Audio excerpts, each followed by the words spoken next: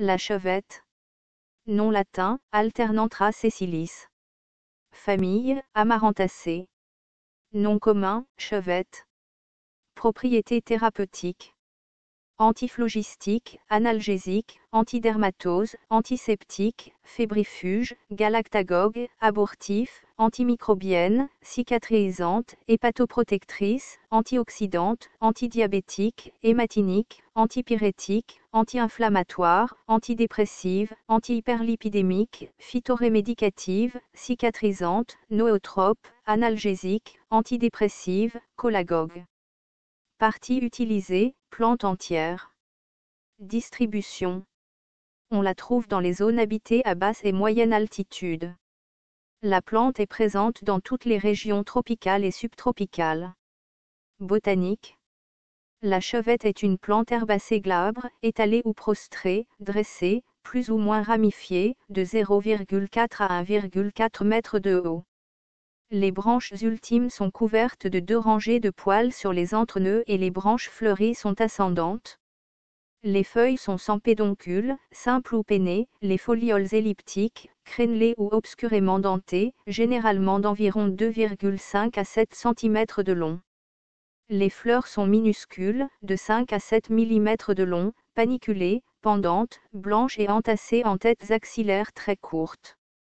Les sépales sont lancéolés, de 2 à 2,5 mm de long. Le fruit est une utricule sèche et aplatie, largement obécordée, contenant une graine. Constituant. La plante est riche en carotène antioxydant.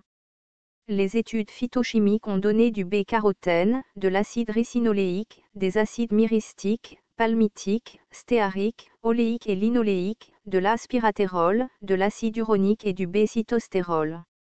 Les extraits aqueux de feuilles ont donné des phénols, des flavonoïdes, des tannins et des saponines. Les tiges et les feuilles ont révélé la présence de cristaux d'oxalate de calcium. Utilisation culinaire.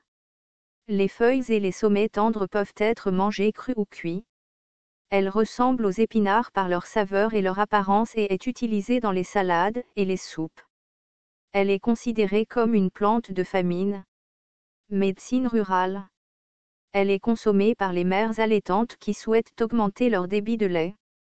Une infusion ou une décoction de la plante entière est utilisée comme remède contre les crampes intestinales, la fièvre, la diarrhée, la dysenterie, le diabète, l'asthme et comme lavage pour les yeux. Le jus de la plante est utilisé pour traiter les pertes blanches dans l'urine.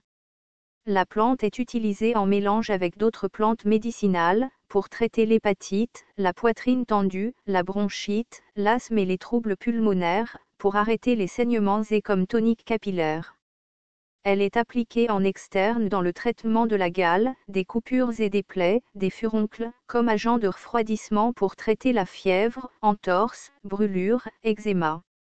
Une pâte de la plante est appliquée comme cataplasme sur les plaies, pour extraire les épines et autres objets du corps. Mélangé avec de la farine de maïs et cuit au four, il est consommé pour traiter les troubles menstruels. Le jus de la racine est utilisé dans le traitement de la dysurie, des fièvres et de la dysenterie sanglante. En Ayurveda, utilisé pour les maladies dues au sang vicié.